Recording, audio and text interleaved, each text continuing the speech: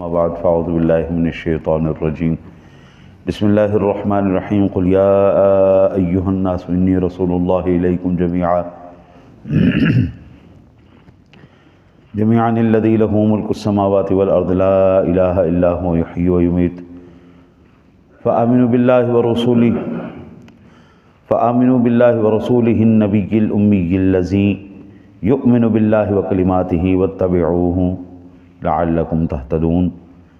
اے رسول مکرم آپ کہیے اے لوگو میں تم سب کی طرف اللہ کا رسول ہوں جس کی ملک میں تمام آسمان اور زمینیں ہیں اور اس کے سوا کوئی عبادت کا مستحق نہیں، وہی زندہ کرتا ہے وہی مارتا ہے، سو تم اللہ پر ایمان لاؤ اور اس کے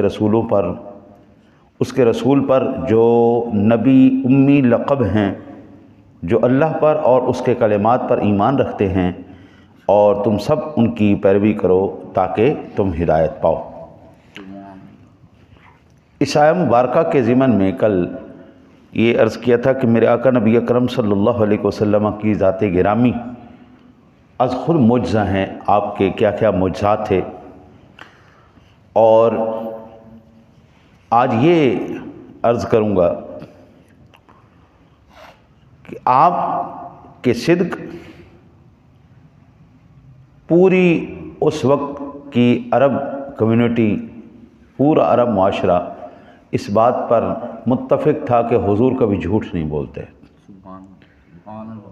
میرے آقا نبی اکرم صلی اللہ علیہ وسلم سے پوچھا کہ یا رسول اللہ مسلمان بخیل ہو سکتا ہے؟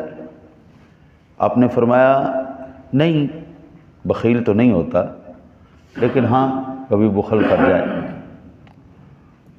عرض کی یا رسول اللہ صلی اللہ علیہ وسلم کیا مسلمان بزدل ہو سکتا ہے؟ آپ نے فرمایا نہیں، بزدل تو نہیں ہوتا، لیکن ہاں کبھی بزدلی کر جائے۔ عرض کی یا رسول اللہ صلی اللہ علیہ وسلم کیا مسلمان جھوٹا ہو سکتا ہے؟ حضور نے فرمایا اللہ کی قسم مسلمان جھوٹا نہیں ہو سکتا، نہیں ہو سکتا، نہیں ہو سکتا۔ میرے آقا نبی اکرم صلی اللہ علیہ وسلم کا صدق پورے عرب معاشرہ جانتا تھا، یہ بندہ جھوٹ نہیں بولتا۔ آپ کی دیانت، آپ کی امانت اور آپ کی عدالت پورا عرب معاشرہ جانتا تھا، اس بندے جیسا کوئی بھی امین نہیں۔ حتیٰ کہ جب حضور نبی اکرم صلی اللہ علیہ وسلم نے اعلان نبوت کیا اور کفار مکہ نے آپ کو سخت تنگ کر دیا، اس حد تک کہ حضور نے ہجرت فرمائی، تو ہجرت کی رات بھی حضور کے پاس کافروں کی امانتیں پڑی ہوئی تھی۔ سبحان اللہ۔ اس رات بھی حضرت علی المرتضیٰ شیر خدا کو اپنے پیچھے چھوڑا، یہ فلاں فلاں کافر کی امانت ہے، اس کو واپس کر کے مدینے آ جانا۔ حضور نبی اکرم صلی اللہ علیہ وسلم کی ذات گرامی بددیانتی کبھی نہیں کی، نہ نہ نہ، پورا معاشرہ جانتا تھا آپ جیسی دیانت، آپ جیسی امانت، آپ جیسی عدالت کسی کی بھی کوئی نہیں۔ پورا عرب معاشرہ جناب ایک دوسرے دے اتنے تلواراں لے کے کھلو گیا سی کہ جناب حجر اسود میں لاؤنا، حجر اسود میں لاؤنا، حجر اسود میں لاؤنا۔ نبی اکرم صلی اللہ علیہ وسلم نے ایسا فیصلہ فرمایا کہ سارے راضی ہو گئے، سبحان اللہ، سبحان اللہ۔ سارے ہی راضی ہو گئے، ٹھیک ہے جی بالکل آپ کا فیصلہ ہمیں منظور ہے۔ تلواریں نکلی ہوئی نیاموں سے واپس چلی گئیں۔ آپ کی شجاعت، حضور جیسا شجاع اور بہادر کوئی نہیں تھا۔ آپ سرکار دو عالم صلی اللہ علیہ وسلم کی ایک تلوار میں تھوڑا سا حصہ ایک کافر کو لگ گیا، تو مارے چیخا ہائے میں مر گیا، ہائے میں مر گیا، ہائے میں مر گیا۔ لوگوں نے کہا تیرا دماغ ٹھیک ہے، میں تھوڑی جی تلوار لگی ہے تو چیخا مار رہے ہیں؟ اس نے کہا تمہیں پتہ نہیں ہے یہ تلوار لگی کس کی ہے؟ یہ محمد عربی کی تلوار لگی ہے مجھے، یہ اس کا وار ہے۔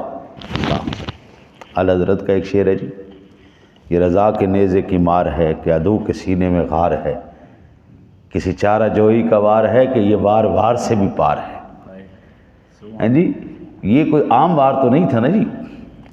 میرے آقا نبی اکرم صلی اللہ علیہ وسلم کی سخاوت پوری دنیا میں جناب عالم سارا جانتا ہے کہ یہ کیسا سخی آدمی۔ سبحان اللہ۔ میرے آقا نبی اکرم صلی اللہ علیہ وسلم کے صحابہ تشریف فرما تھے اور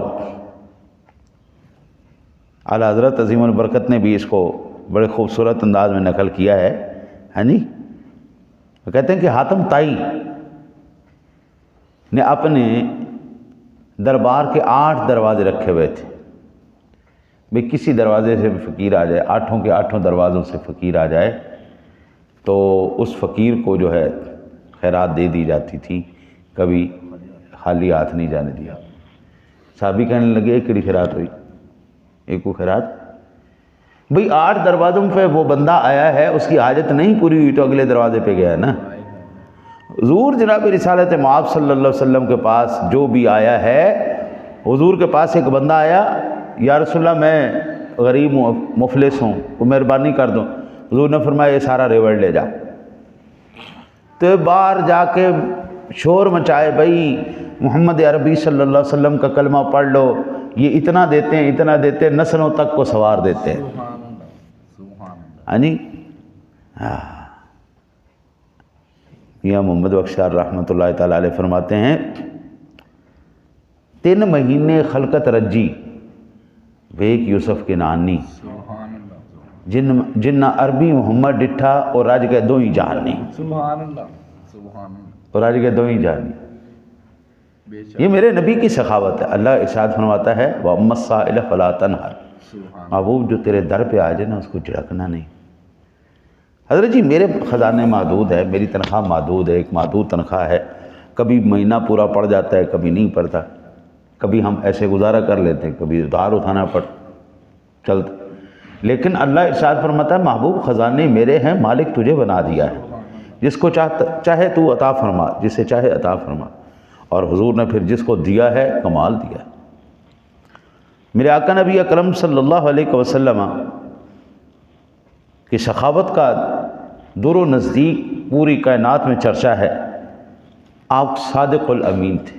سبحان اللہ، آج تو ہر کوئی منہ اٹھا کے کسی کو صادق الامین کہہ دیتا ہے نا جی، ہاں جی، جس کا دل کرتا ہے وہ صادق امین کہہ دیتا ہے، لیکن نہیں، صادق الامین کا کامل مکمل طور پر اطلاق ہوتا ہے تو وہ جناب رسالت مآب صلی اللہ علیہ وسلم کے ساتھ۔ سبحان اللہ، حضور میں یہ سینہ ٹھوک کے کہہ سکتا ہوں میرے نبی نے ساری زندگی کبھی ایک مرتبہ بھی جھوٹ نہیں بولا۔ سبحان اللہ، میں یہ سینہ ٹھوک کے کہہ سکتا ہوں میرے نبی اکرم صلی اللہ علیہ وسلم کی ذات گرامی 1 روپے کے 1 پیسے کی بھی کرپشن نہیں ثابت۔ جو بندہ زندگی میں جھوٹ بولتا ہو، قوم کے خزانے کھا جائے اور پھر کہ وہ صادق امین بھی ہے، اس سے بڑا جھوٹا آدمی کون ہے؟ یہ صرف اور صرف اطلاق ہوگا تو میرے آقا نبی اکرم صلی اللہ علیہ وسلم کی ذات۔ میں حضرت صاحب اپنے سکے رشتہ داروں کا نہیں ضمانت دے سکتا، حلف نہیں دے سکتا کہ جناب وہ صادق اور امین ہے، میں کسی کی ضمانت نہیں دے سکتا۔ میں دے سکتا ہوں تو جناب رسالت مآب صلی اللہ علیہ وسلم کی ذات گرامی کی ضمانت دے سکتا۔ سبحان اللہ، 14 صدیاں بعد میں آپ سے ملا نہیں، میں نے آپ کو دیکھا نہیں، لیکن میں آپ کی ضمانت دے سکتا ہوں کہ میرا نبی صادق بھی ہے، میرا نبی امین بھی ہے۔ سبحان اللہ، مجھے میرا قرآن بتاتا ہے کہ مجھے نبی کا فرمان بتاتا ہے کہ وہ کردار کا شہنشاہ تھا، شاہ سوار تھا۔ میرے آقا نبی اکرم صلی اللہ علیہ وسلم کی ذات مبارکہ کا اعجاز یہ تھا کہ جب آپ نے اعلان نبوت فرمایا تو امی خدیجۃ الکبریٰ رضی اللہ تعالی عنہا، حضرت سیدنا صدیق اکبر، حضرت علی المرتضیٰ شیر خدا کرم اللہ وجہہ الکریم، حضرت زید بن حارثہ، یہ وہ ہستیاں تھیں جو بغیر کسی دلیل کے حضور نبی اکرم صلی اللہ علیہ وسلم پر ایمان لے آئے۔ سبحان اللہ، حضور نے اعلان نبوت فرمایا، انہوں نے کلمہ پڑھ لیا۔ اب یہ دیکھیں نا جی، حضور کا یہ بھی اعجاز ہے کہ حضور کا ہر یار ہی پہلے نمبر پر ہے۔ امی ختیجہ بھی ایمان لائیں، ہم انہیں کہتے ہیں پہلے نمبر پر ہیں۔ صدیق اکبر ایمان لائے، ہم کہتے ہیں پہلے نمبر پر ہیں۔ حضرت علی ایمان لائے، ہم کہتے ہیں پہلے نمبر پر ہے۔ حضرت زید بن حارثہ ایمان لائے، ہم کہتے ہیں پہلے نمبر پر۔ دوسرا، تیسرا، چوتھا نمبر، ہر ایک کا پہلا نمبر یہ۔ اب جب ہم اس کی تقسیم کرتے ہیں تڑپ اٹھتی ہے دنیا۔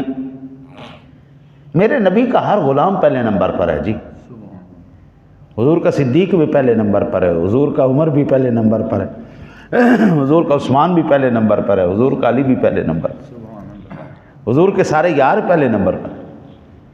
تقسیم یوں کی جاتی ہے کہ خواتین میں سب سے پہلے ایمان لانے والی ام المؤمنین امی خدیجۃ الکبریٰ رضی اللہ تعالی عنہا، مردوں میں حضرت سیدنا صدیق اکبر رضی اللہ تعالی، بچوں میں حضرت علی المرتضیٰ شیر خدا، اور غلاموں میں حضرت زید بن حارثہ رضی اللہ تعالی۔ یہ اس طرح ترتیب ہے۔ اور جو معجزات آپ سے صادر ہوئے ہیں حضرت، بے شمار معجزات، میں بڑے بڑے معجزات کا آپ کو عرض کر دوں۔ چاند کا شک کرنا یہ میرے نبی کا معجزہ ہے۔ سبحان اللہ، معجزہ کہتے ہی اسے ہیں جو عقل کو عاجز کر دیں، سبحان اللہ، معجزہ کہتے ہی اسے ہیں۔ وہ ایک بندہ مجھ سے کہہ رہا کہ یار یہ جو ہے نا جی یہ عقل میں نہیں آتا۔ میں نے کہا ٹھیک ہے، بہت اچھی بات ہے۔ معجزے کی سب سے پہلی دلیل یہ ہے کہ وہ چیز جو عقل میں نہ آئے، نہیں نہیں یار ایسی دیکھے نا جی آج سینس نہیں بنتی۔ میں کہا پتر سینس نہیں بننے والی چیز کو تو اللہ اپنے نبی کو دیتا ہے کہ سینس بنے ہی نہ، عقل آئے ہی نہ۔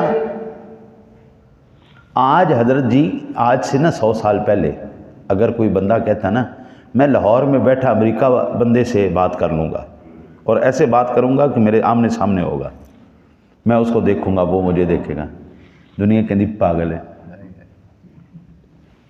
پاگل ہو گئے۔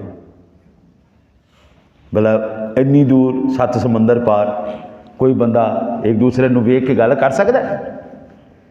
آج کی ٹیکنالوجی نے یہ ثابت کر دیا یا نہیں کر دیا؟ کیا ہوا؟ واٹس ایپ کھولو، یعنی امریکہ بیٹھا، لندن بیٹھا، جتھے مرضی دنیا دے جڑے کونے 'چ بیٹھا ہے۔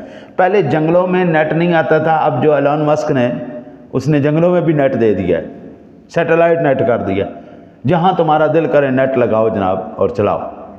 لو جی یہاں پہ بیٹھا بندہ ایک بٹن دباتا ہے، اگلا بندہ تمہارے سامنے ہوتا ہے، ہاں جی سناؤ جی کی آج۔ مجھے میرے کئی ساتھی سعودیہ جا کے جب بیت اللہ شریف میں ہوتے ہیں یا مدینہ شریف میں ہوتے ہیں، وہ مجھے کال ملا کے کہتے ہیں لو جی ہم یہاں پہ حاضر ہیں، آپ دعا کر لیں۔ ہاں جی وہ بیٹھے مدینے میں ہیں، میں یہاں پہ بیٹھا ہوں، لیکن کال کے ذریعے ہم روضہ رسول دیکھ رہے، بیت اللہ دیکھ رہے، اس بندے سے بات کر رہے۔ 100 سال پہلے اگر یہ بات کی جاتی تو لوگاں کہنا سی پاگل ہو گیا، یہ ہو ہی نہیں سکتا، لیکن 100 سال بعد ٹیکنالوجی یہاں پہ پہنچ گئی۔ 100 سال پہلے آپ کہتے ہیں کہ جناب ہم نے اتنی ترقی کر لی ہے کہ ہم راکٹ اور چاند اور ستارے اور سیاروں پہ پہنچ جائیں گے، لاکھوں اربوں سال کا ہم فاصلہ طے کر دیں گے۔ لوگوں نے پاگل ہو گئے، بیوقوف، دماغ خراب ہو گیا۔